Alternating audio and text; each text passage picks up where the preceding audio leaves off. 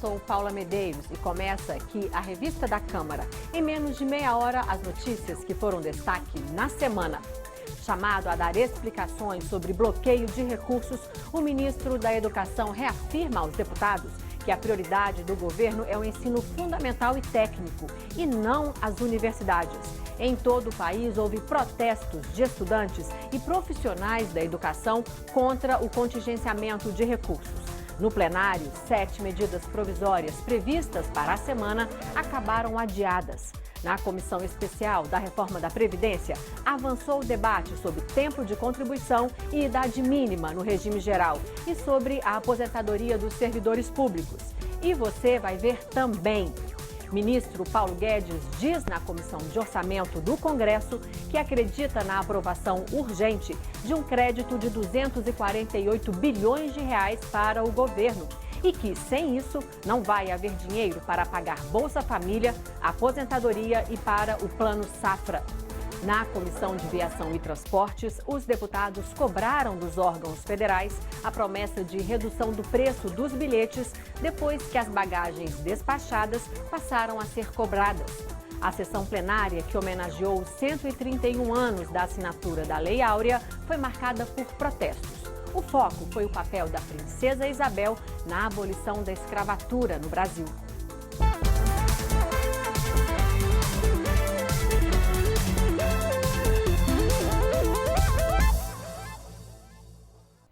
A semana foi de protestos em todo o país contra o contingenciamento nas verbas das universidades federais brasileiras. Aqui em Brasília, estudantes universitários fizeram manifestação na esplanada dos ministérios e cobraram do governo respeito à Constituição. Convocado pelos deputados ao plenário da Câmara, o ministro da Educação, Abraham Weintraub, minimizou os bloqueios e disse que o foco do governo Bolsonaro está nas creches e no ensino básico. 7 medidas provisórias que estavam em pauta acabaram não sendo apreciadas pelo plenário. Dini Moraes acompanhou. Manifestações em defesa da educação pública e contra cortes orçamentários na área foram realizadas em todo o país na quarta-feira. Em Brasília, o protesto se concentrou em frente ao Congresso Nacional. Enquanto do lado de fora eram entoadas palavras de ordem, do lado de dentro da Câmara eram muitas as perguntas. Qual foi o critério técnico desses 30%? Qual a perspectiva dos cortes? É permanente? Haverá mais cortes? O que nós podemos esperar até o final desse ano? Será que realmente não foi possível cortar de outras áreas? As indagações eram para o ministro da Educação, Abraham Weintraub, que foi alvo de uma espécie de sabatina no plenário. Ele foi convocado para dar explicações sobre o bloqueio de quase 7,5 bilhões de reais nas mais diversas modalidades de ensino. Na fala inicial, o ministro se concentrou em apresentar a situação da educação e relacionar com as metas assumidas pelo país na lei do Plano Nacional de Educação. A prioridade é a pré-escola, o ensino fundamental e o ensino técnico, mantendo a atual estrutura das universidades, porém mudando a estratégia. Como a apresentação do ministro não tratou do bloqueio orçamentário, deputados cobraram explicações. Essa sessão não tem como objetivo conhecer o Plano Nacional de Educação, as suas metas e a sua evolução no último período. O ministro precisa fundamentar, justificar os cortes realizados no orçamento das universidades federais, dos institutos federais. Ele não falou aqui sobre os cortes, não justificou os critérios e não tem a coragem de justificar aqui o que ele e o presidente pensam. Que a universidade não é para os filhos da classe trabalhadora. A resposta veio do ministro e de aliados ao governo Bolsonaro. É um discurso sem honestidade intelectual dizer que o contingenciamento foi maior no MEC, não é verdade. A gente está abaixo da média. O MEC não teve como ser poupado simplesmente porque o MEC tem um dos maiores orçamentos da República. Então não dá para cumprir a lei feita por essa casa se a gente não contingenciar na margem 3,5% do orçamento geral. Uma das nossas prioridades é com certeza a educação, mas nós temos que fazer isso com responsabilidade fiscal. O ministro já expôs aqui aprovando a reforma da Previdência, aprovando uma reforma tributária, fazendo novamente, repactuando a nossa federação, nós poderemos avançar, inclusive, em outras pautas e com prioridade para a educação. Quando os discursos envolviam posicionamentos ideológicos, a tensão aumentava. Deputado Janones, eu só vou pedir, deputado Glauber, ninguém está censurando ninguém. Ninguém está censurando ninguém. Peço aos deputados, deputado, vamos acalmar os ânimos, Deputada. Parlamentares também tentaram esclarecer. O presidente Bolsonaro realmente mandou suspender o bloqueio de verbas na educação? Ouvi de forma clara e nítida quando o presidente disse para os 12 líderes presentes que haveria o anúncio de que não haveria mais contingenciamento. O presidente disse isso para nós. Então, isso foi dito com clareza quando ele desligou o telefone. Os senhores escutaram o presidente falando comigo, mas não escutaram eu falando com o presidente. Estava na discussão da explicação. Presidente, não é corte, é contingenciamento. Quem fez isso é o Ministério da Economia. O Ministério da Economia que faz e eu tenho que me adequar ao Ministério da Economia. Então, foi um mal entendido, não foi mentira, simplesmente que não deu para escutar a minha versão. O resultado do debate de 6 horas com o ministro da Educação aqui no plenário da Câmara dividiu os parlamentares. Parte criticou as informações apresentadas e os de oposição chegaram a pedir a demissão de Abraham Weintraub. Já os aliados do governo reforçaram os posicionamentos do ministro. Mas, independentemente do lado partidário, diversos deputados deram recado. É preciso melhorar o diálogo com o parlamento. A comunicação do MEC ela precisa ser aberta ao diálogo, ela precisa ser olhando para frente, como foi falado aqui, né? E ela precisa ser abrangente com todos os partidos e todas as visões que existem aqui dentro desse parlamento. Todo mundo aqui é bem-vindo ao MEC para conversar. Todo mundo aqui é bem-vindo ao MEC para conversar. A educação foi o grande tema dessa semana aqui no plenário da Câmara, porque a maior parte dos líderes partidários decidiu no começo da semana não votar nenhuma das 7 medidas provisórias que estavam disponíveis para serem votadas aqui pelo plenário da Câmara. E qual é o efeito prático disso? Algumas medidas provisórias estão com a corda no pescoço. Sabe aquela medida provisória que libera que estrangeiros sejam totalmente donos de companhias aéreas brasileiras? Pois é, ela perde a validade na quarta-feira. E para não perder a validade, ela precisa ser votada aqui, aprovada aqui e aprovada no plenário do Senado e ir para sanção até lá. Outra medida provisória que também está com prazo apertado é a primeira do governo Bolsonaro. Aquela que mudou alguns serviços de lugar e também juntou alguns ministérios. Mas isso é assunto para a semana que vem. Eu fico por aqui. Até lá. A aposentadoria por tempo de contribuição, a idade mínima e a aposentadoria dos servidores públicos foram temas da semana na comissão especial que analisa a reforma da Previdência. O governo também apresentou a projeção de déficit atuarial, que é o saldo entre as aposentadorias a serem pagas lá na frente e os recursos para custear os benefícios, e defendeu que estados e municípios permaneçam na reforma proposta pelo Executivo. Servidor público. Esse foi o tema da comissão especial que discute a reforma da Previdência. Ali, primeiro, o tamanho da conta. Se você somar tudo o que o governo ainda vai pagar de aposentadoria no longuíssimo prazo, você encontra uma resposta.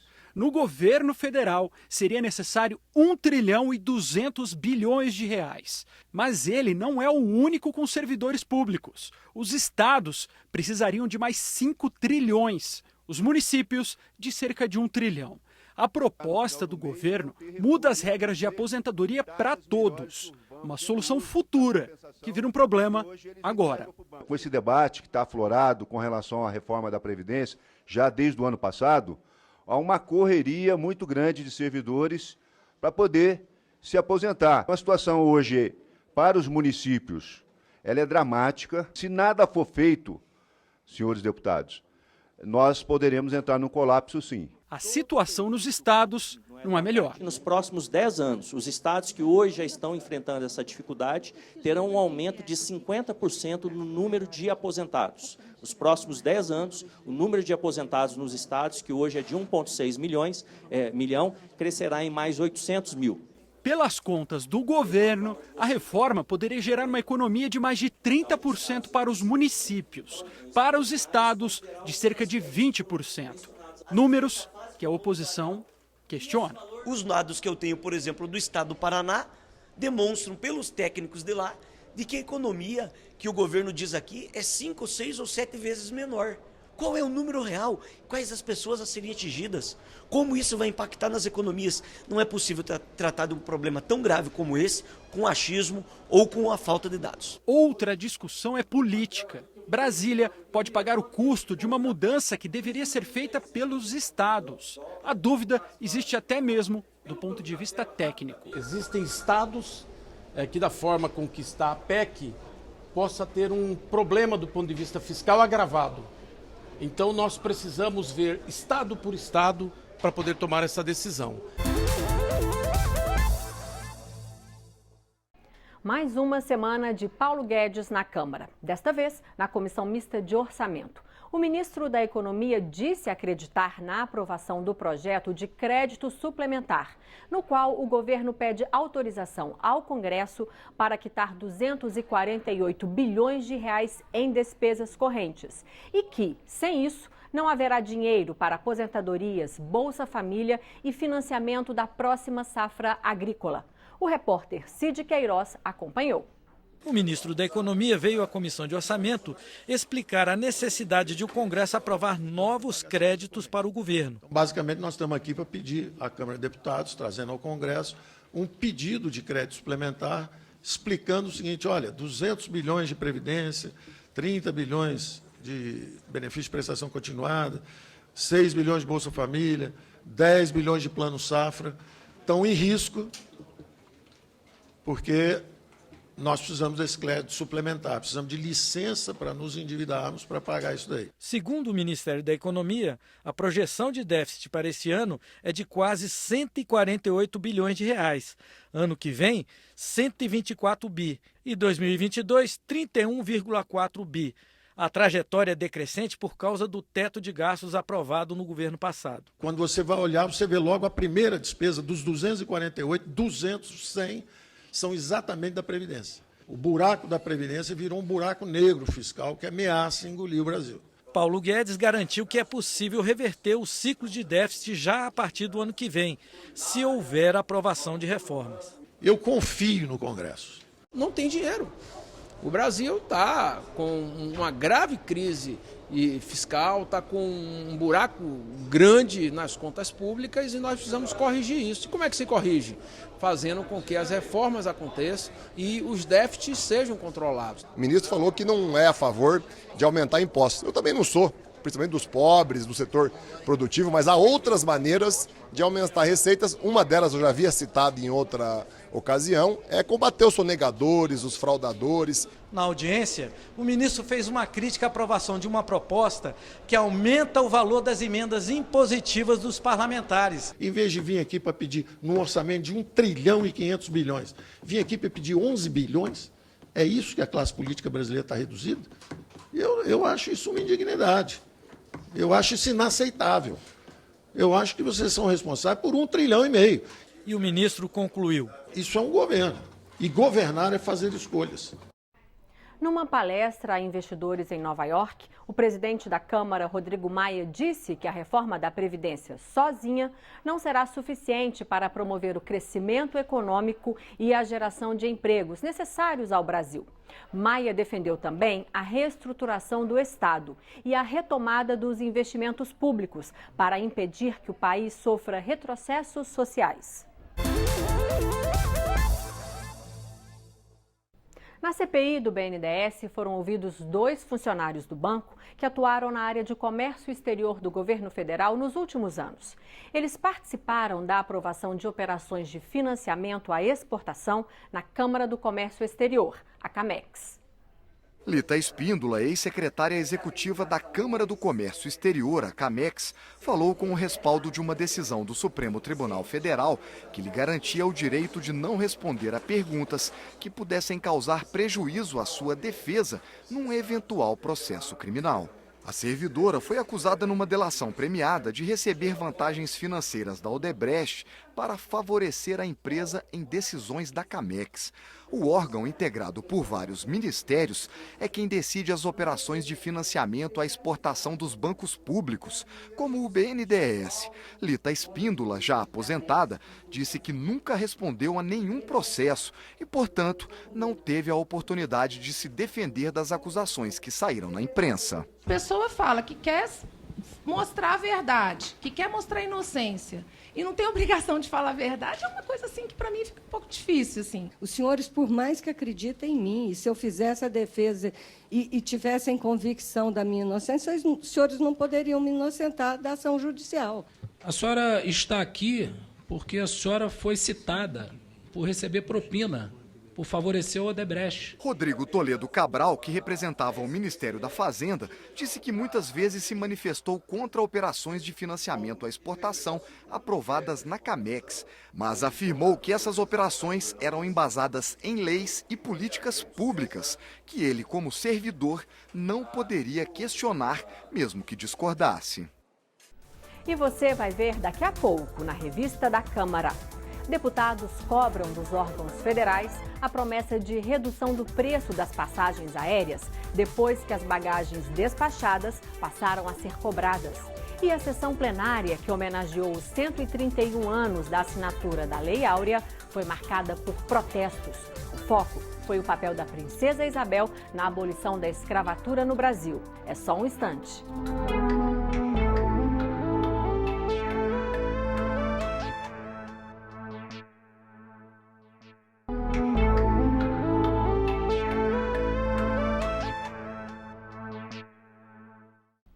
O relator da reforma tributária, deputado João Roma, do PRB da Bahia, apresentou na Comissão de Constituição e Justiça da Câmara o parecer pela admissibilidade do texto. A proposta acaba com 3 tributos federais: IPI, PIS e COFINS, e também com o ICMS estadual e com o ISS municipal. Eles seriam substituídos pelo IBS, Imposto sobre Operações com Bens e Serviços, e por um outro imposto sobre bens e serviços específicos de competência apenas federal. Um pedido de vista adiou a votação da proposta para a próxima semana.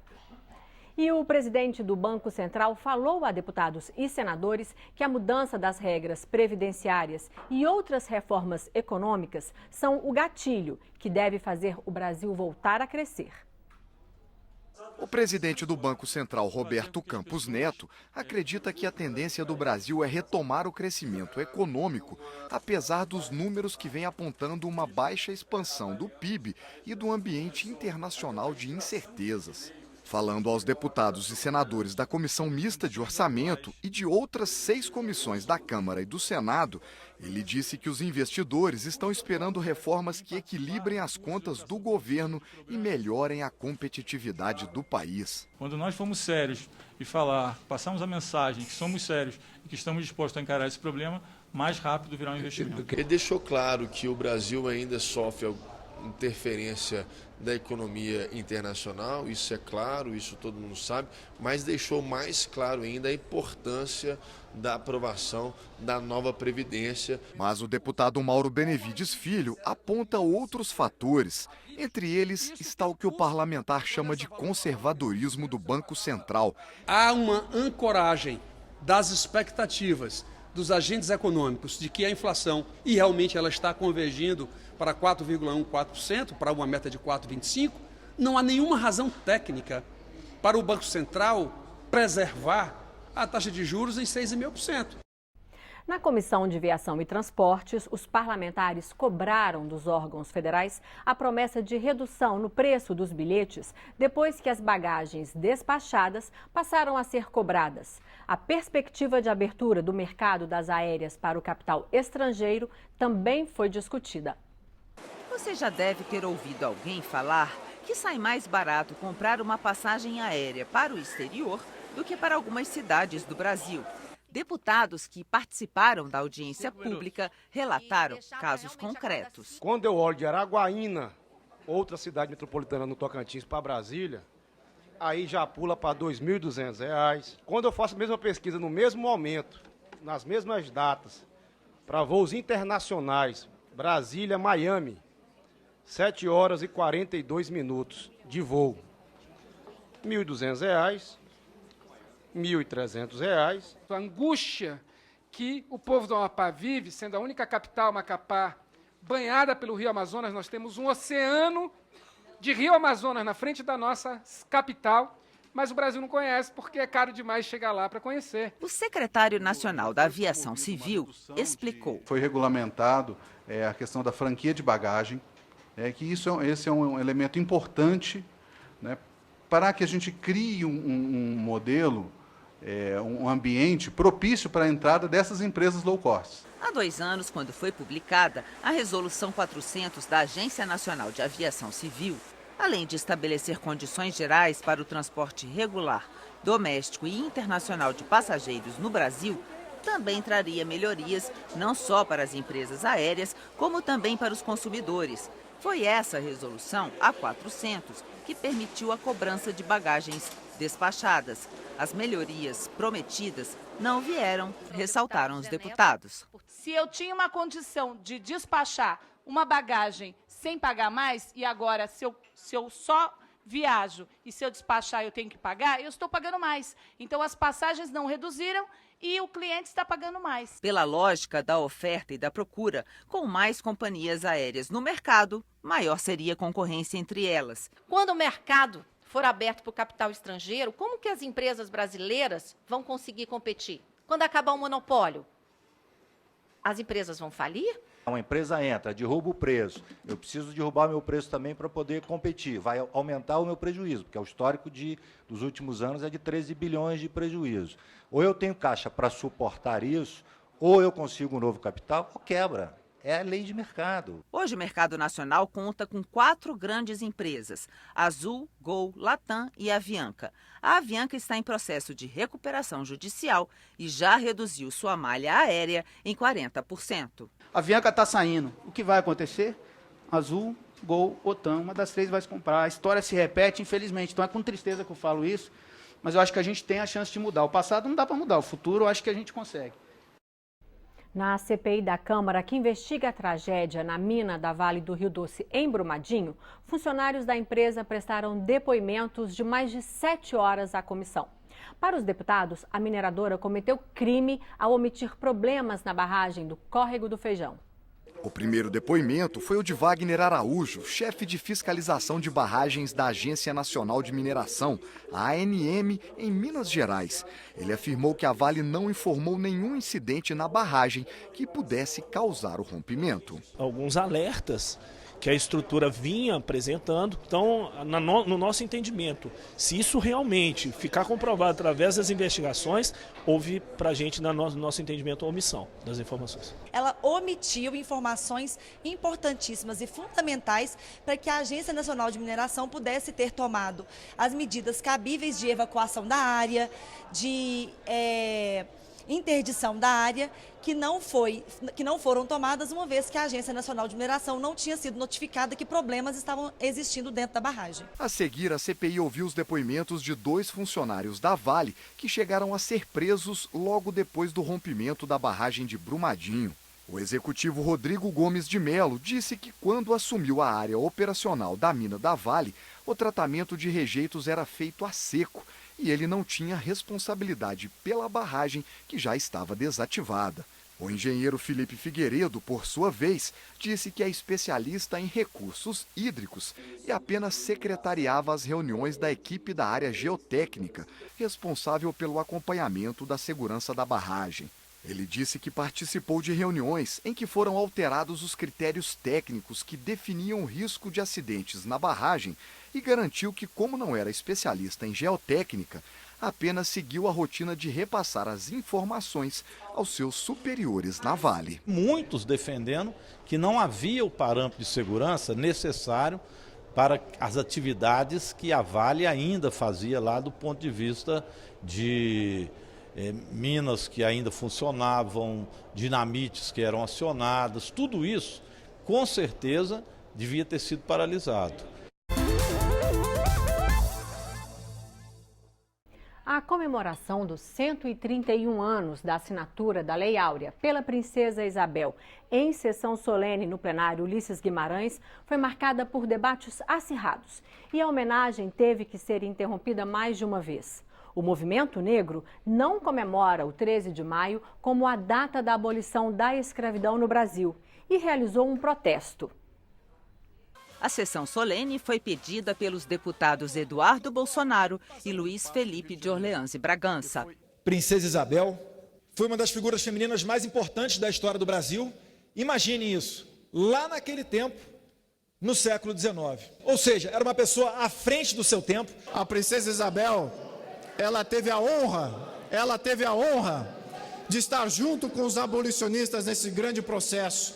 Escravidão entre os povos asiáticos, escravidão entre as tribos africanas, escravidão das tribos indígenas umas com as outras, independente de raça, sim, mas entre si. Faz parte de um aspecto do ser humano.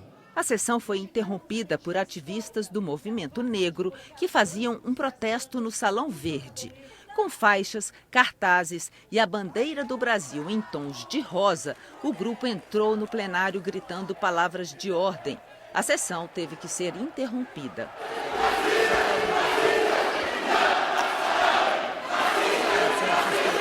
A data em que oficialmente foi decretado o fim da escravidão no Brasil não é comemorada pelo movimento negro. Eles defendem que o 13 de maio seja dia de luta e não de comemoração. A memória do povo não pode ser apagada num quadro que esconde o sangue retinto pisado por detrás, como cantou o Samba da Mangueira, premiado este ano. Parem de nos matar. Parem de disparar 80 tiros contra uma família de pessoas negras. Parem com o genocídio da população negra. A deputada Paula Belmonte disse que é preciso reconhecer a luta do povo negro, mas sem deixar de enaltecer a importância que teve a decisão da Princesa Isabel para a história do Brasil. Com certeza, temos que reconhecer os movimentos negros que existiam. Eu tenho certeza disso, eu não tenho dúvida. Mas não deixamos de reconhecer que foi uma mulher que assinou. O deputado de primeiro mandato, Hélio Lopes, ocupou a tribuna para criticar o movimento negro. Afirmou que não se sente representado por esse grupo de ativistas. Gente, é um dia importante, sim. Se um dia, 13 de maio, que foi assinada a Lei Áurea, se o pessoal não ficar feliz, parece que estão lutando para continuar escravos. Aonde estava o movimento negro quando esse que vos fala, de dente amarelo, olho vermelho, foi o deputado negro federal mais votado do Rio de Janeiro? Aonde estavam vocês? Sabe onde nós estávamos, deputado? Nas favelas, nos guetos, vendo nossos filhos serem assassinados, explorados enquanto mulheres domésticas. E é isso. Você pode rever a revista da Câmara na nossa programação e também pela internet, no endereço youtube.com/Câmara dos Deputados Oficial. Até a próxima. Tchau.